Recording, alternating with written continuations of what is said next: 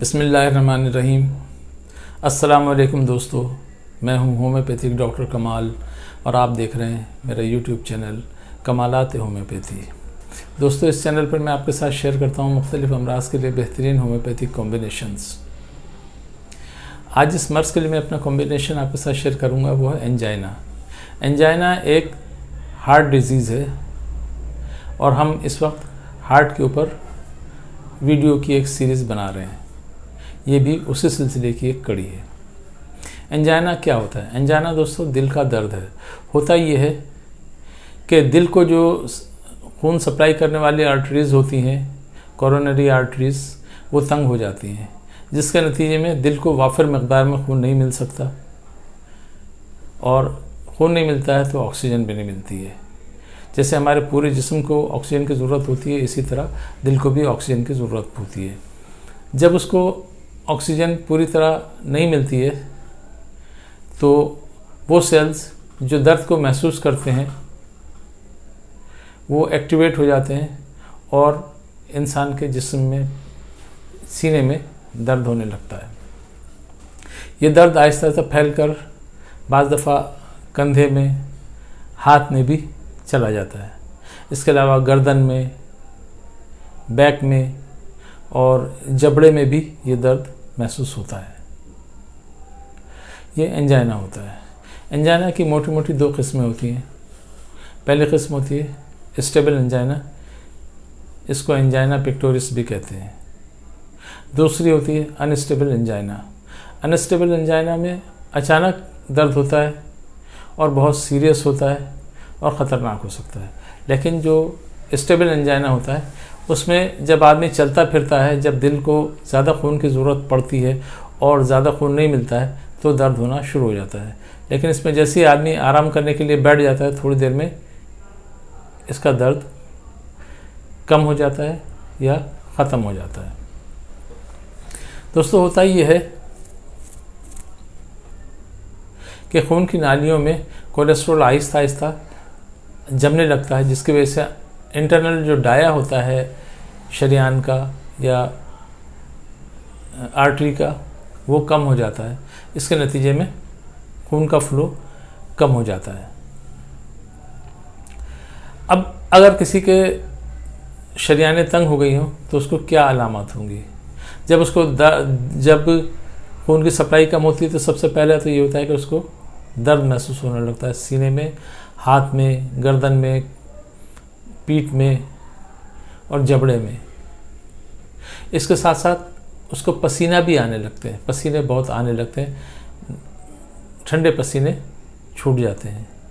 Shortness of breath होती है, यानी उसको सांस में तंगी महसूस होने लगती है, उसको सांस खींच कर लेना पड़ता है। उसके अलावा उसको मतली सी महसूस होने लगती है।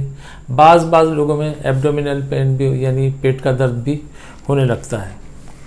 उसके अलावा उसको थकन महसूस होती है और सीने में डिस्कम्फर्ट यानी बेचैनी और अजीब सा पन महसूस होता है। रेस्टलेसनेस पैदा हो जाती है। ऐसा महसूस होता है कि सीने पे कुछ बोझ रखा हुआ है। ऐसा लगता है जैसे दिल को कोई निचोड़ रहा हो। ये सारी फीलिंग्स पैदा होती हैं एंजाइना पेक्टोरिस में भी और दूसरों में भी। एंजाइना पेक्टोरिस ख़तरनाक नहीं होता है, इसमें फौरी तौर पे जान का कोई ख़तरा नहीं होता है। अगर आदमी को दर्द शुरू हो जाए तो अगर वो थोड़ी देर के लिए बैठ जाए, आराम कर ले, लेट जाए तो ये दर्द ख़त्म हो जाता है। फिर जब वो चलता फिरता है या जिस्मानी मेहनत करता है तो ये दर्द फिर दोबारा शुरू हो जाता है। इसकी वजूहात, ये तो मैंने बता दें कि इसकी अलामात ये होती हैं, लेकिन इसकी वजूहात क्या होती हैं? सबसे पहली और अहम वजह होती है कोलेस्ट्रॉल का बढ़ना। अगर कोलेस्ट्रॉल खून में ज़्यादा हो जाता है तो खून की अंदरूनी, जो खून की नालियों की अंदरूनी सतह होती है, उसमें वो जमना, आहिस्ता आहिस्ता जमना शुरू होता है। इस तरह उसकी पूरे जिस्म की शरीयानें जो हैं वो तंग होना शुरू हो जाती हैं। इसी के जो बी पार्ट होता है वो ये होता है कि अगर HDL कम होना शुरू हो जाए, जिसको HDL, जिसे हम गुड कोलेस्ट्रॉल भी कहते हैं, हाई डेंसिटी कोलेस्ट्रॉल, ये अगर कम हो जाए तो एंजाइना होने के चांसेस बढ़ जाते हैं। या फिर उसके बिल्कुल opposite LDL, low density lipid, ये अगर बढ़ जाता है, इसकी मकदार कम होनी चाहिए, जब ये नॉर्मल लेवल से बढ़ जाता है तो फिर ये चांसेस होते हैं कि एंजाइना हो जाएगा। उसके अलावा इसकी वजूहात में ओबेसिटी भी आ जाती है, यानी जो मोटे लोग हैं उनको एंजाइना होने के चांसेस ज़्यादा होते हैं। उसके अलावा हाई ब्लड प्रेशर भी इस मर्ज़ के होने की एक वजह है। उसके अलावा ज़ियाबितस यानी डायबिटीज़ भी अगर किसी को है तो उसको भी चांस होता है कि उसका जो उसके एंजाइना की तकलीफ़ उसको हो सकती है। इसके अलावा जो लोग कामचोर होते हैं, काम नहीं करते, चलते फिरते नहीं हैं, ज़्यादा से ज़्यादा आराम करते हैं, उन लोगों में भी चांसेस होते हैं कि वो उनको भी कोलेस्ट्रॉल ये एंजाइना हो जाएगा। उसके अलावा इसमें जो और बहुत अहम रोल अदा करती है वो है गैर मुतवाज़न ग़िज़ा, यानी ऐसी ग़िज़ा खाना जिसमें चिकनाई ज़्यादा हो। अनहेल्थी ग़िज़ा जब खाते हैं तो उसके चांसेस होते हैं कि ये मर्ज़ पैदा हो जाएगा।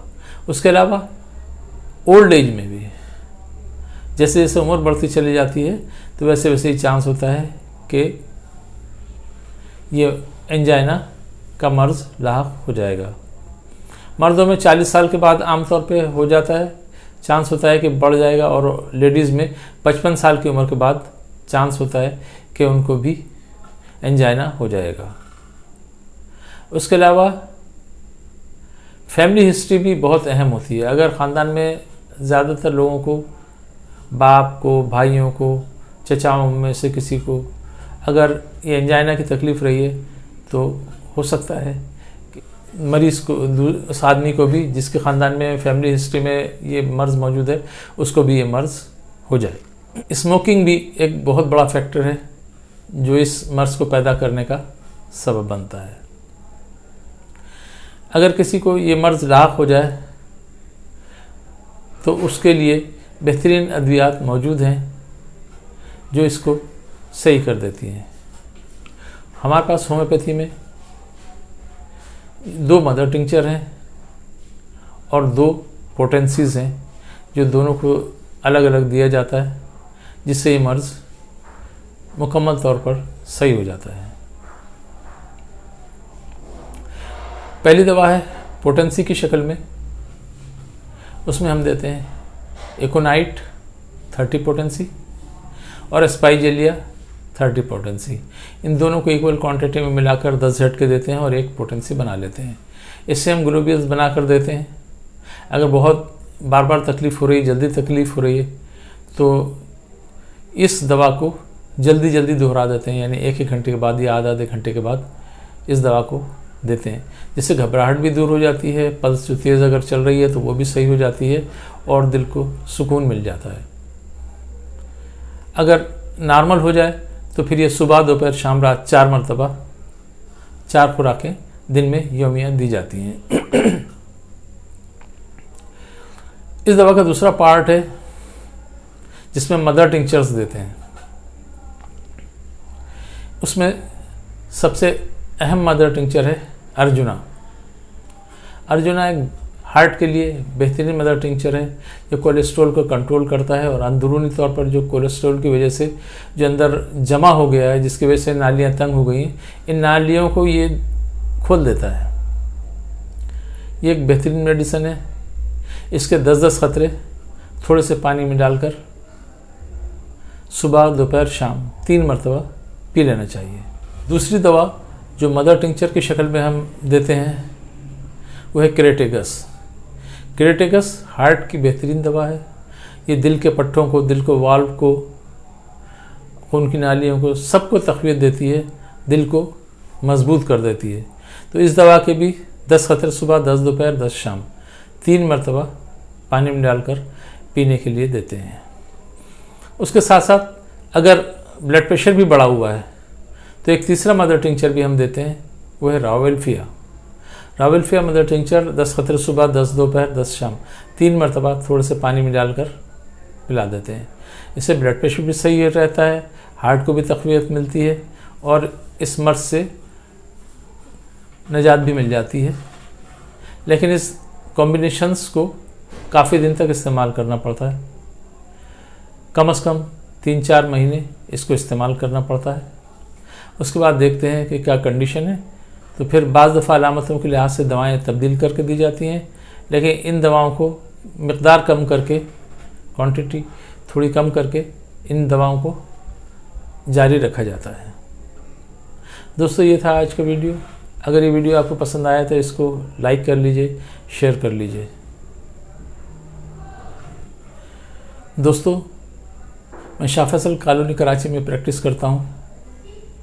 अगर कोई मुझसे मशवरा करना चाहे तो मेरा टेलीफ़ोन नंबर आ रहा है, इस नंबर पर मुझे व्हाट्सएप करके मुझसे मशवरा कर सकते हैं, और अगर चाहें तो कमेंट बॉक्स में कमेंट करके भी मुझसे मशवरा कर सकते हैं। इसके अलावा मैं पूरे पाकिस्तान भर में दवाओं को TCS के ज़रिए भेज भी देता हूँ। अगर मुझसे कोई भी दवा आप मुझसे मंगवाना चाहें तो मुझसे मंगवा सकते हैं। अपना बहुत ख्याल रखिए। अल्लाह ताला आप सबको सेहत, तंदुरुस्ती, दराज़ी उम्र अता फ़रमाए, हादिसात, आफ़ात, बलायात और मूज़ी अमराज से महफूज रखे, दुनिया और आखिरत की खुशियाँ नसीब फरमाए, दुनिया और आखिरत की परेशानियों से महफूज रखे। आमीन या रब्बिल आलमीन।